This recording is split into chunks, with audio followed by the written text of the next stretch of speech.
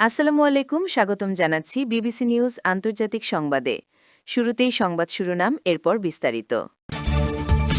এক বৈঠকেই চুক্তি হবে, কেউ আশা করেনি।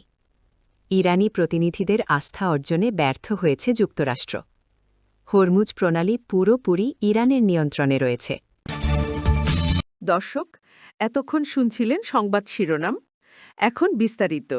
আপনি যদি ইসরায়েলের ধ্বংস চান এবং মুসলিমদের পাশে থাকেন, তাহলে ভিডিওতে লাইক করে চ্যানেলটি অবশ্যই সাবস্ক্রাইব করে দিবেন এবং আপনার মূল্যবান মতামত অবশ্যই কমেন্টে লিখে জানিয়ে দিবেন। এখন বিস্তারিত।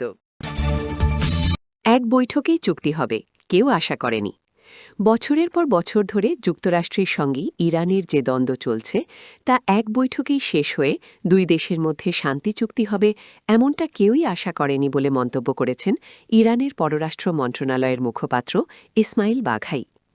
পাকিস্তানের ইসলামাবাদে মার্কিন ও ইরানি প্রতিনিধিদের বৈঠক ব্যর্থ হওয়ার পর ইরানের রাষ্ট্রায়ত্ত টেলিভিশন চ্যানেল RRIB-কে দেওয়া এক সাক্ষাৎকারে এ তথ্য জানিয়েছেন ইসমাইল।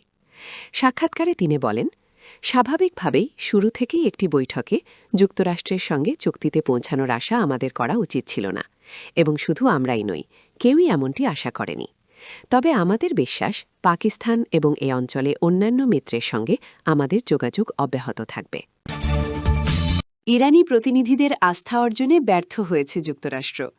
ইরানি প্রতিনিধি দলের আস্থা অর্জনে যুক্তরাষ্ট্র ব্যর্থ হয়েছে বলে মন্তব্য করেছেন ইরানের পার্লামেন্ট স্পিকার মোহাম্মদ বাগের গালিবাফ।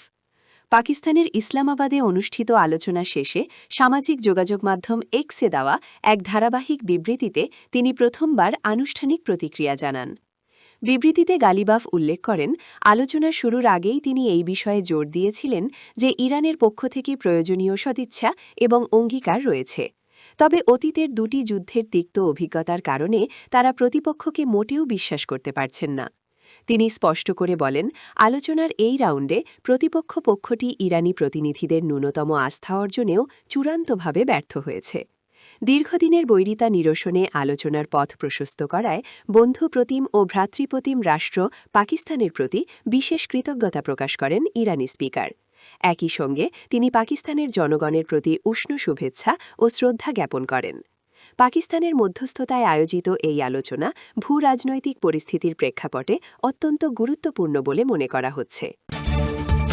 হরমুজ প্রণালী পুরোপুরি ইরানের নিয়ন্ত্রণে রয়েছে।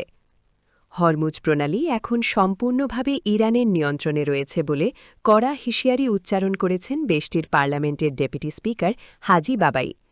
সম্প্রতি মেহের নিউজ এজেন্সিকে দেওয়া এক সাক্ষাৎকারে তিনি জানান, এই কৌশলগত জলপথ দিয়ে যাতায়াতের জন্য এখন থেকে ইরানের জাতীয় মুদ্রা রিয়ালে টোল পরিশোধ করতে হবে।